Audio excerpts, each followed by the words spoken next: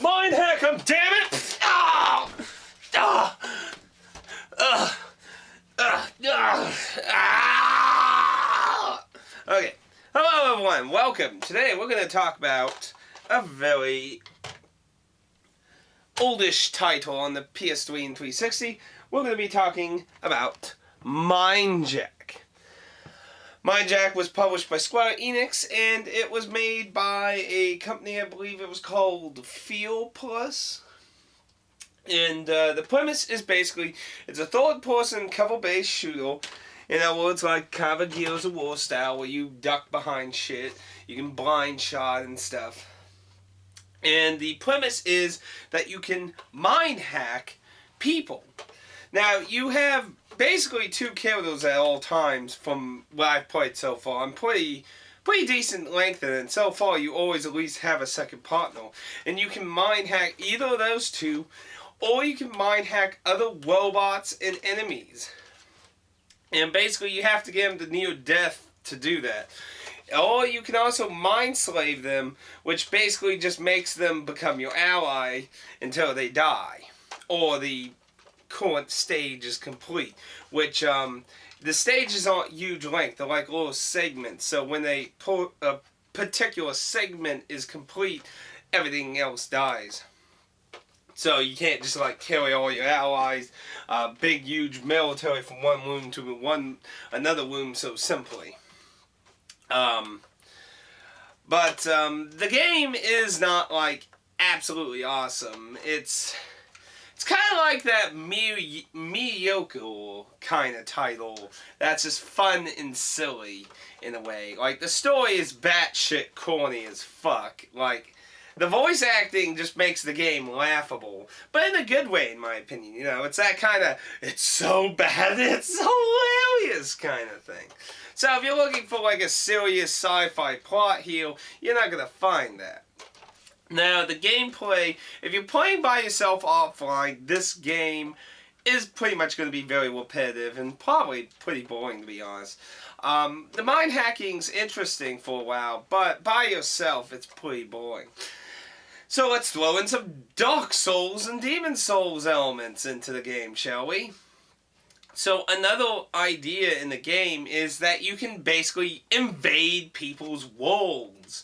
You hack into their campaigns, and you can either be a good guy and aid them in hacking enemies they take over his partner AI, or you can become the enemy and hunt him down and try to stop them from continuing forward in the stage.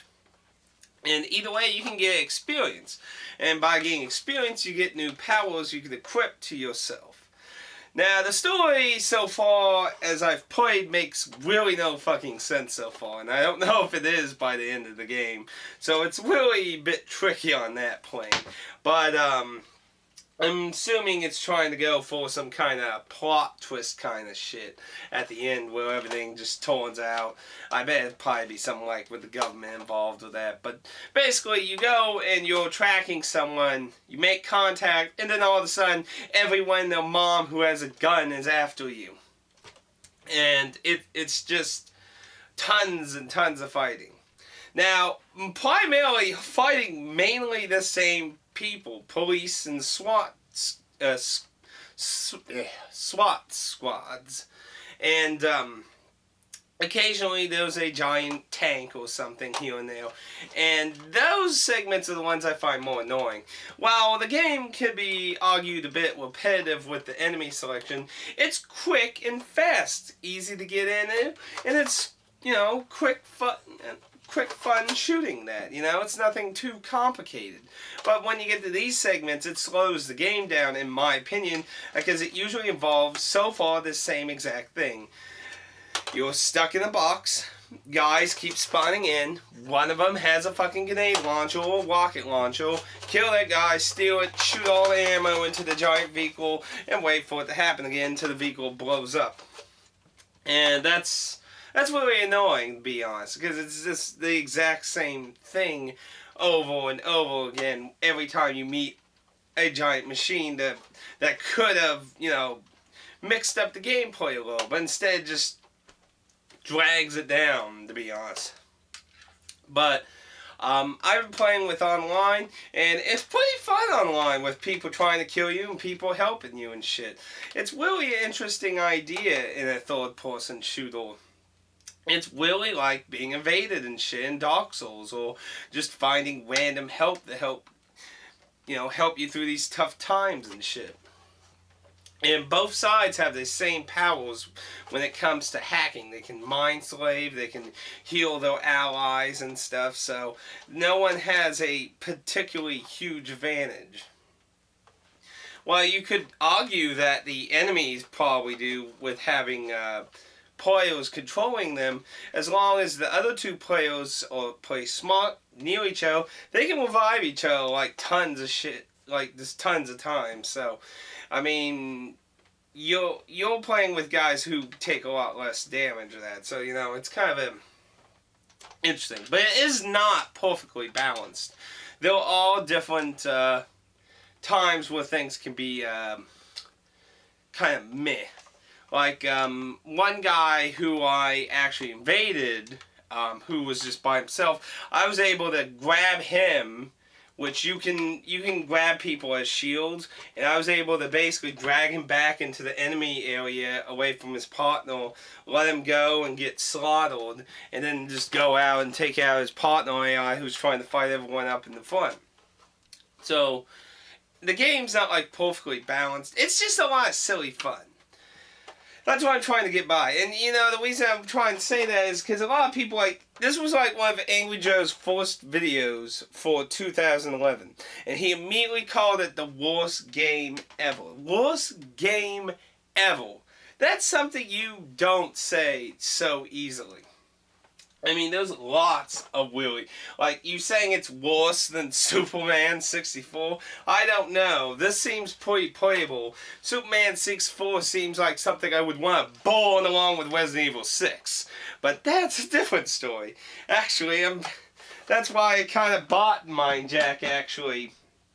GameStop was doing its buy two, get one free thing, so I did it twice. One at the one here and the one back where my parents live. And up here, Resident Evil 6 was my free game. I played it with Aaron. I've never heard so much bitching ever. For me or Aaron ever. We were just like, why aren't we recording this? We need to be recording this. And I really regret not to, because it's just, wow. I don't think I've ever bitched so much before. And when I got there, MindJack, I got for $2.90 something, so basically like $3. And I was just like, well, why not? Can it really be worse? I think this is better than Resident Evil 6. Its concept is much funner in my opinion, but Resident Evil 6 is a different topic here. Let's try to stay focused on MindJack. So, to be honest, I consider the online to be the funner aspect of it. If you're just playing offline, you don't have access, it can be some minor fun, but I wouldn't expect any huge thrill kills from it or anything. But right now, you can get the game for $2.90 something of that, basically $3 at like a GameStop, and like if you want a sealed copy, you can get for like $10 on Amazon or something for a sealed copy, and that's not a bad price either. I'd say at most I wouldn't pay more than $20 for this game, but it is incredibly cheap everywhere you go. So for that kind of price, this isn't actually a bad game. For a $60 game? No! A $60 game? No, this game's not worth $60. No. This is like a budget, funny, mediocre game. This isn't high-tech, Wes, graphic, music stuff and that. Or voice acting, for that fact. The game is silly, and I enjoy it for that. I enjoy the odd concept of just hacking shit and fucking getting this little military force out of your own enemies and shit. I mean, you can take direct control, you can mind slave them into your little band of mercenaries here. I like the idea. Now, talk about some flaws. The covering, I think, is pretty wonky on a lot of things. The covering does function, but the thing is, certain forms of cover kind of have, I don't know, they leave vulnerabilities. A lot of times you'll find heads and shit poking out more than you would normally in a cover-based game. And I feel some of the level design with the covering, I don't know if it was really intentional. Ooh, bless me. I don't know if it was really. Oh, damn sneezes. Ooh, bless me again. I don't know if it was intentional in the design to really make the covering how it was, but a lot of times there's a lot of weird angles with certain covers and shit, and I don't know. It doesn't seem like the level design complements the covering system so much. Now they're all how to put some wonky grenade physics here. I don't know, like stuff like Gears of Wars and shit. I don't have problems with grenades going where I want. In this, I don't know. It just doesn't feel like they're going where I want them exactly. And a lot of times I just don't find grenades connecting with enemies very well. I guess you could say it's kind of like Brick, where the grenades are just a really small explosion and it's hard to really hit anything with it. So that's a bit of an... And there's not a lot of gun variety. I mean, you got a shotgun, sniper gun, some machine guns, handguns, and that. But there is not a really huge variety as far as I see so far. So you pretty much got most of your basic stuff. And you can carry 2 guns, swap between them, pick up new ammo and stuff. You do have grenade launchers and rocket launchers too. Obviously, like I said, you need those for some of the big mech things. Story seems pretty convoluted, like I said. Voice acting is mediocre. It's anywhere between bad or hilariously bad. You know, if you like campy, weird shit, you'll probably get a chuckle. If you don't, then you probably won't. I did rewatch Angry Joe's video, because I remember it back when it first came up, because I used to be a Willie Common, that guy with the glasses viewer. I don't watch too many. I watch some people now. I don't really watch a lot of the stuff on that guy with the glasses all that much. I do check in with Angry Joe. I did check in with Jew Wario, bless his soul. Such shame now. But you know, there's some people to check in with and that, and you know, I wanted to go back to his video because I wanted to think about, you know, his complaints and that, and well, I don't have, like, the time to mind hack and stuff isn't very long. It's like, basically, if you complained about Chrono Trigger PS1's loading time for battles, then, okay, then you're gonna probably find mindjacking annoying. If you're complaining about Dark Souls 2 on the console's loading time, I guess you're not going to like mindjacking. If a few seconds is a big deal to you, then you won't like mindjacking. If you find that to be a mediocre complaint, then I don't see the problem. Then, I mean, and of course there's a cooldown in that from hacking, because it doesn't, you know, if you just go boom, boom, boom, boom, boom, boom, and a mere 1 second in that, you would have a balance issue. It's a balance issue that if you're dying in that, it's so one party can push forward when you're playing online. So, I mean, that's the kind of idea. It's not like you're going through a loading screen with hacking. The process is supposed to balance so the teams can push forward if one's sucking too much. I mean, obviously, if the enemy hackers can switch between anyone within 1 second, their advantage would be skyrocketed. Basically, the small cooldown time or the hack a new body, and that is so a party can push through the AI for your failure. But I don't know. That seemed like a odd complaint to me, but the loading times is a whale complaint for me. I mean, I think the newest Splatterhouse that was on consoles was one of the few modern games that really bothered me with load times. I don't know.